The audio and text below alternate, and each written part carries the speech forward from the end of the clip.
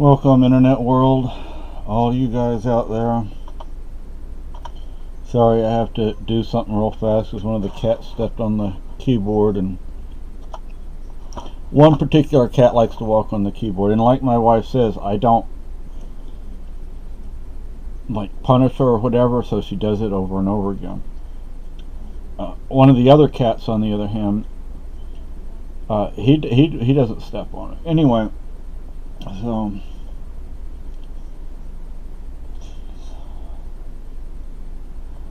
I went and saw the doctor today.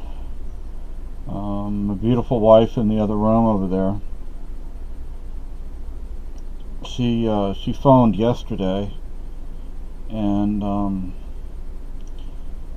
because of what's going on, I shouldn't even be turning my head like that. Because of what's going on, they wanted to, last night or yesterday when I was speaking with a nurse, she said, well, I'm trying to figure out if this is an emergency or if this is urgent or something else. Oh boy. So urgent, but she was trying to figure out if I should go to the emergency center or if I should go and see the doctor, or if I can wait, or what. It's urgent. You need to, so my doctor wasn't available. Didn't even see my doctor there, which doesn't mean anything. She could have been seeing another patient. She could have been off today. Who knows? But actually, I saw a nurse practitioner and a neurologist. First, I saw the nurse practitioner, and she's like, let me go get the doctor. So,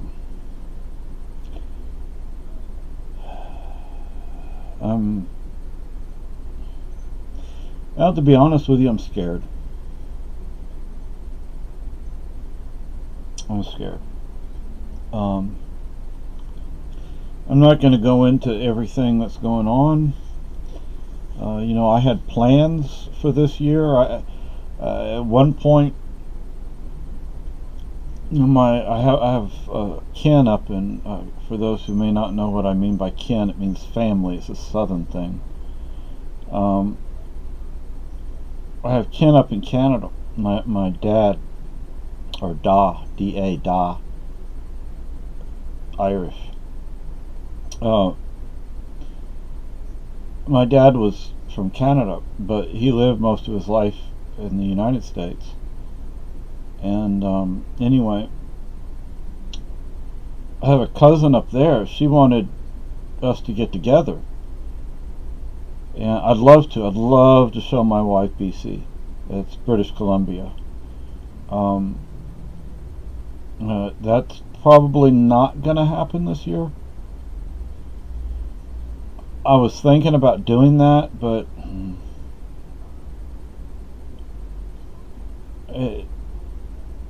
what I really need to do is bury my mom, and I'm not too sure that my family's really happy about. I'm not too sure my family's happy with me concerning that right now. Not my dad's side, the other side of the family. I don't know if they're not happy, but that's the feeling I get. But it's time to bury her. I did get in touch with the former minister of the church that my family has gone to for generations. It turns out, you know how many people go to that church? 20. And then again, the town is only about 500 people. And there are quite a few churches down there. It's in the South. The South seems to be far more religious than people are up here in New Ireland. And what I call New Ireland, other people might call it New Hampshire. But to me, Hampshire is a place in England. Anyway, so there are a lot of churches, and to be honest, that town used to be a happened in place. I mean, I talked to my uncle. I've found some pictures online. Really cool. I mean, that town has a really cool history. And part of that history is my history, and I love talking to my family about I love listening to my uncle's stories. I haven't had a chance to really listen to many, but I love hearing them. And it's like when I was a little boy, my grandparents in Hempstead, Texas, I love listening to Granddaddy. But no, I reckon my uncle's about what my granddaddy's age was at the time. Anyway, I'm getting way off the subject. So I went and saw the nurse, or the nurse practitioner, which is somewhere between an RN and an MD. Yeah, she was a nice. I don't know if you heard my wife. She said she liked her. She was nice, and she seemed to really know what she was doing. And she brought the doctor in, and the doctor was the same way. She really seemed to be up on her game. That's pretty cool. Um,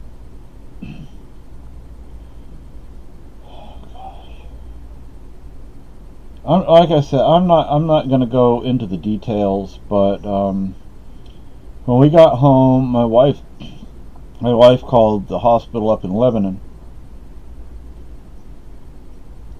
and to see just because sometimes with this hospital system, depending on but sometimes you can make an appointment at like midnight. It just depends if somebody's there to do it. Sometimes they're there really, really late, and sometimes they're not. And I figured the hospital in Lebanon, it's, I believe, the largest hospital in New Hampshire. Oh, that's our neighbor with his loud diesel truck. Sorry, but those neighbors freak me out. Never even met them.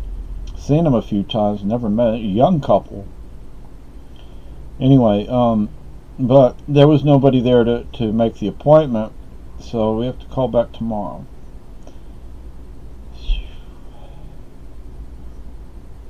They're going to do an MRI on me without contrast. Did she say with or without? Without contrast. They wanted to do it today, but there was nobody to do it, so either that or they were too booked up. And there have been times I've gone to the emergency center, 2 or 3 o'clock in the morning, and there's still somebody in the MRI office. Believe me, yeah, there was once I had an appointment. I don't know what time it was. It was like the middle of the night, and I drove up there. I remember one appointment I had for an MRI. It was, again, I think that may have been the one. It was in the middle of the night. It was snowing, and there was a wind. So I mean, I'm used to the snow now. I've lived up here long enough. I actually like the snow. I love our winters up here. Everybody thinks I'm nuts for that, but hey. I'm like, like I told the lady, I said, I almost turned back because it just, the way the snow was hitting the windshield, it was like, I was like, oh man, because it wasn't that there was a lot of snow. It's just that the wind was blowing it, straight into the windshield. It was freaking me out at first, and I'm not used to it doing that. But plus I was driving the car, so I was driving into the snow. But anyway, but I made it to the appointment. But they want to do my lower back. I have to talk to the surgeon's office up in Lebanon, and I think it may have been the doctor or the nurse said something about my memory, and My mom had Alzheimer's. And I'm not ready to die. I'm not going to put myself through it. I'm not going to put anybody else through a case of Alzheimer's. So I'm only in my 50s. I mean, there could be all sorts of reasons for having memory issues, but I mean, look, I'll be straight up with you. If it turns out I have Alzheimer's, if at any point in my life that it turns out I have it,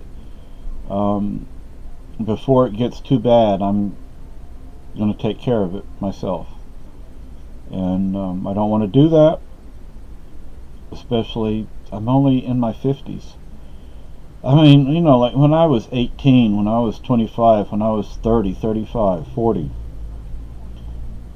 Well, maybe not when I was in my 40s, but when I was in my teens and 20s, I was like, oh wow, people in their 50s, that's old. I don't feel old. I feel young. I want to get up and do things, but I cannot do those things. I cannot physically do those things anymore. And I had, like I was saying earlier, I had planned on going to North Carolina and burying my mom. But now I don't know if that's going to happen. Because in order for me to do that, I have to take the bus down there. I would have to take the bus from New Hampshire to Washington, North Carolina. From there, because I ain't no rich boy. From Washington, and I didn't even think of this till I was looking at the map the other day, I'd have to walk through the city of Washington. Not talking about D.C., I'm talking about Washington, North Carolina. I can't say this is true with everyone, but I've known when I was basically in middle school, the place I was in, there were several kids there from D.C., and they always said D.C. And I have kin in that general area. Now, I don't know how they refer to it, but I still say D.C., but a lot of people don't understand what I'm talking about when I say it. Some do, some don't. But Washington is Washington State. D.C. is Washington, D.C. Or Washington could be Washington, North Carolina. It really depends on your perspective. But I'd have to walk through or take a taxi through the city, and I have a feeling it's a city. It's not like Keene, which is technically a city, but I'd have no problems walking through Keene. I don't care what part of town I'd be in. I'd walk through it. Keene has what they refer to as bad neighborhoods, but a bad neighborhood in Keene is not bad. I mean, I've seen bad. I've seen the ghetto, and a bad neighborhood in Keene is not a bad neighborhood. Not in my book. But I have to walk through the city of Washington. And my wife doesn't want me to do it. I don't think my kin want me to do it, but from there I'd hitchhike to the town I would need to go to. Now, I have the name of the cemetery now. We have a family plot there. It's not very big. I was looking at it on the satellite image. It's not very big. The church is just down the road. But some of those streets, some of those blocks, if you will, are what you might refer to as a rural block. So they can be like really long. Some of the blocks are not that long. They're maybe a normal suburban block or whatever. But some of them are like really long. And the bus would get there before noon. Actually, I think before 11 o'clock. And I definitely would not hitchhike through Washington. I've seen shows like I don't remember what show it was. It was one show I saw, and they were interviewing people from Washington, North Carolina,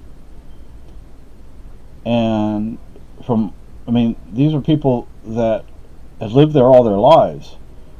They were young. They would have been, at the time that I saw the show, I would have been very close to their age. I would have been a little older. And frankly, they scared the living daylights out of me. I've heard several stories about Washington that caused me concern. I didn't really start thinking about that till I looked at where the bus stop is, and it's a bus stop. And in some cities, if you've ever been to the bus depot or the bus stop for the Greyhound, they're in really scary places. Other times, they're perfectly safe. You never know. You just never know. When my first wife, when she and I went to Texas,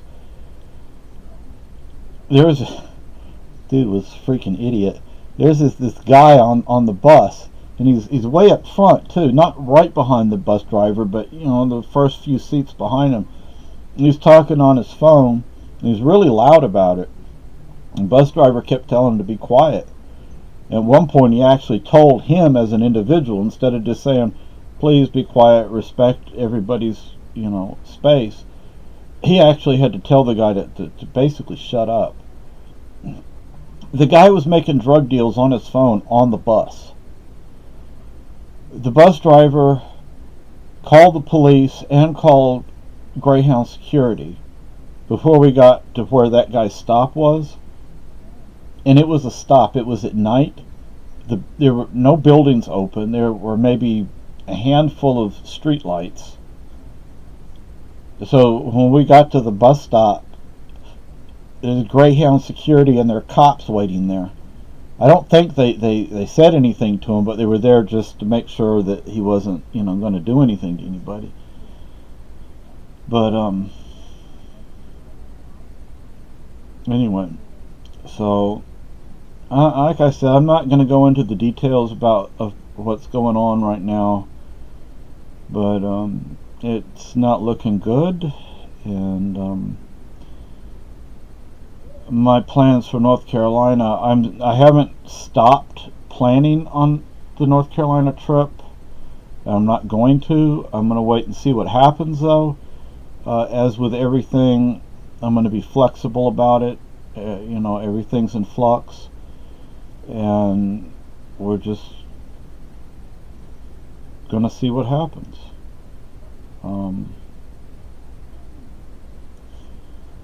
Both the doctor and nurse said, some of my especially my lower extremities are weak. My upper extremities are not as weak, but anyway. When I was in college, I took a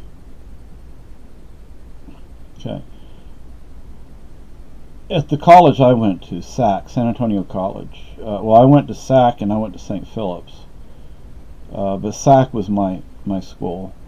And I was a history major. And I took, I took several PE classes. I dropped most of them. I dropped a lot of classes. But one class, I took first aid, health and safety because it was worth 3 credits, not 1. Most PE classes are worth 1 credit, and I only needed 2 credits, so I took that class. Figured, I get 3 credits because the school I probably would have wound up going to, UTSA, University of Texas at San Antonio, which would have been my senior school. I think they only required 1 PE credit. So I would have already had it. As long as it would have transferred, I would have already had that credit. So I would not have had to have done that. But I didn't understand that that was not considered an activities class. And in order to get your PE credit, it has to be an activities class. So I wound up taking physical conditioning. I don't remember if I ever finished a physical conditioning class or not, but anyway, so I don't know. But anyway, what they were telling us was the instructor. She asked, "Well, what do you think are some of the strongest muscles in your body?" Most people think about the arms and things like that. Think about the legs, because it's the legs, because your maybe facial muscles too, but your leg muscles, because you're constantly, you walk, you stand, you stoop, you sit. Your legs have to carry your body weight. Your legs are strong. Well, my legs aren't that strong, it seems. But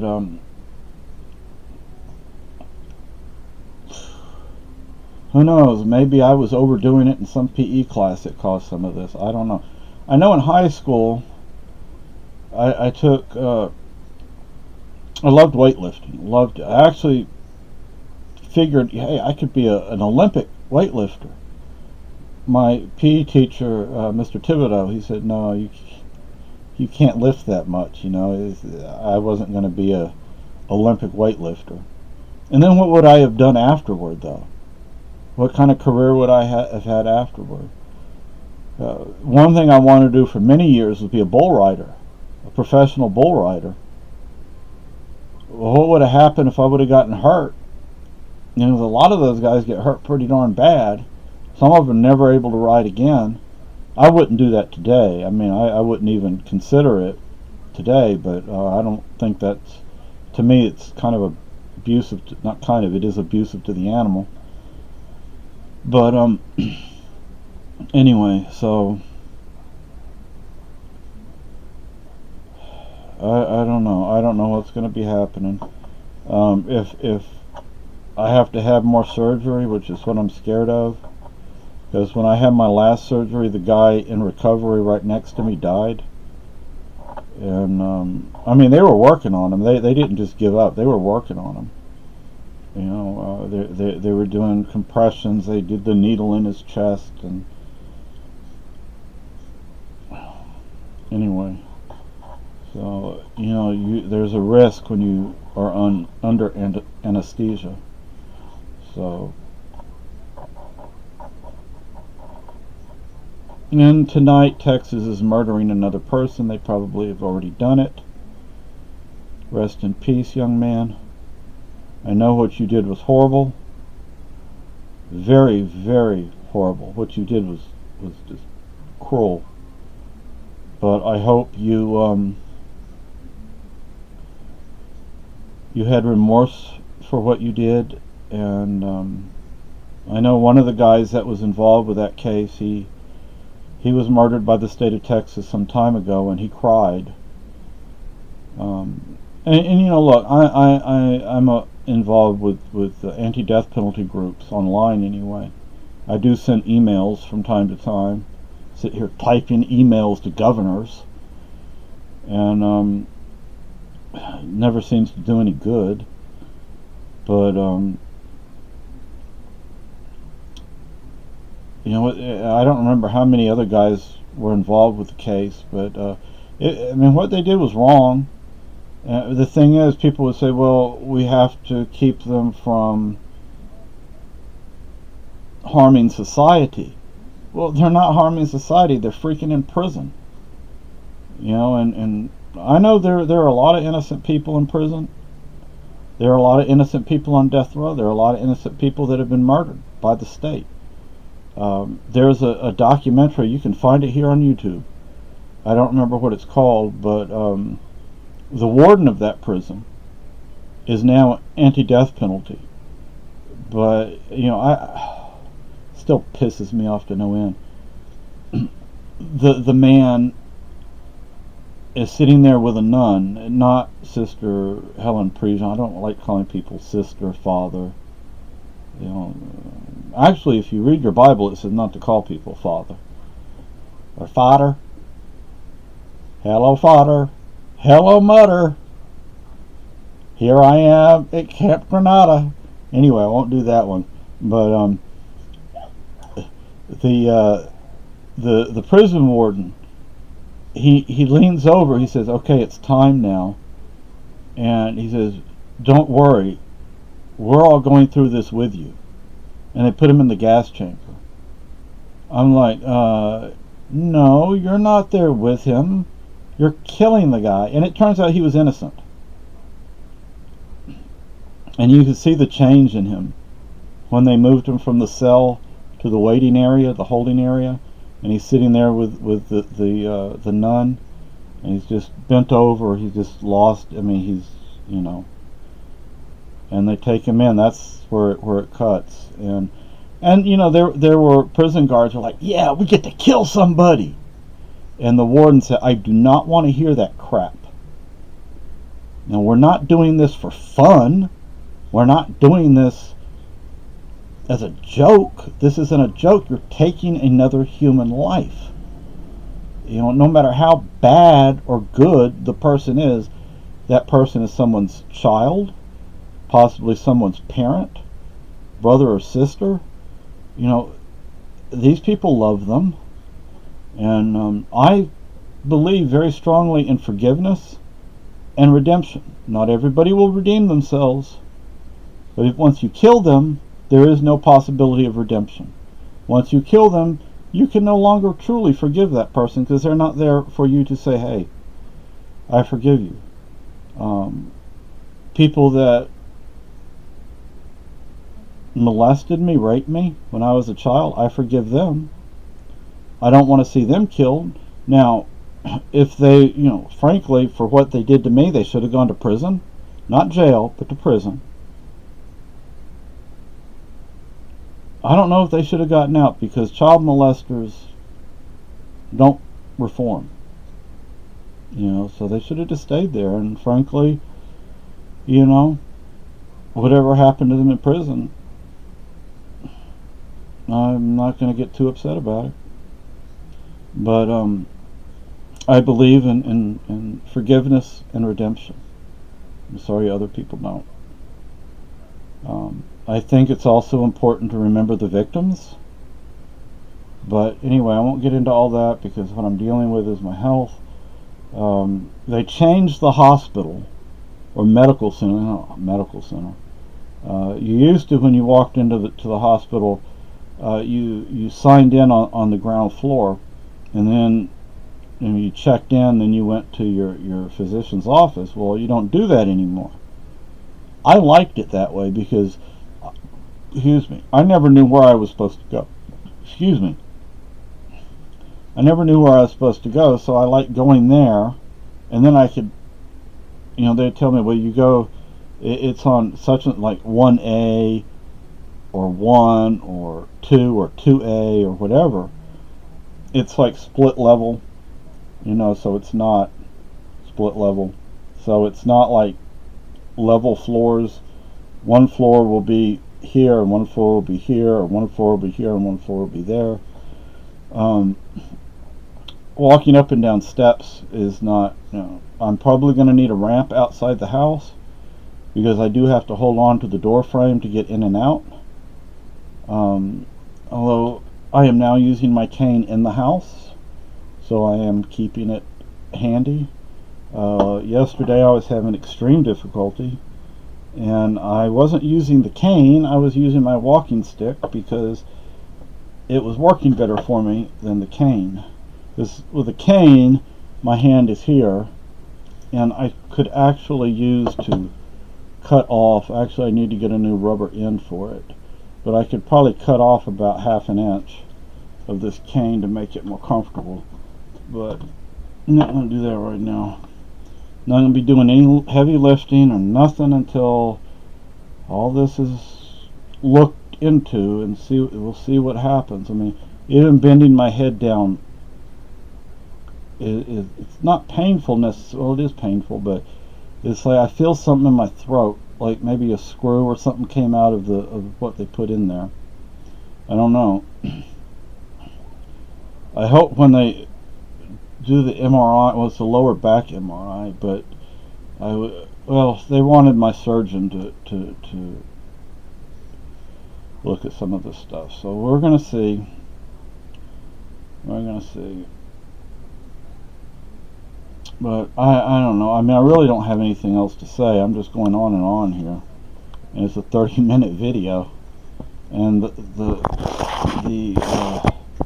camera keeps losing focus. I don't know if that's any better. And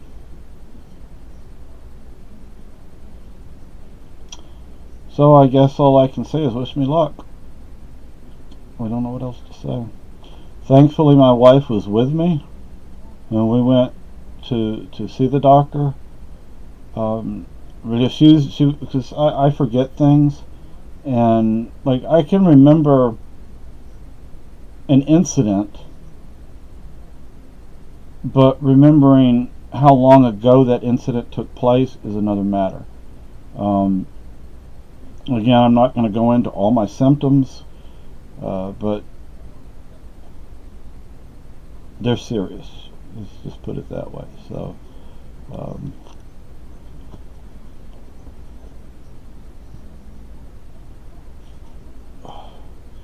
they're serious, and that's, I guess, all that really matters. And I'm not going to call my uncle to tell him what's going on until I know more about what's going on. Because I don't really know what's going on until I see the surgeon, until they do the MRI, etc. I'm not going to know what's actually happening.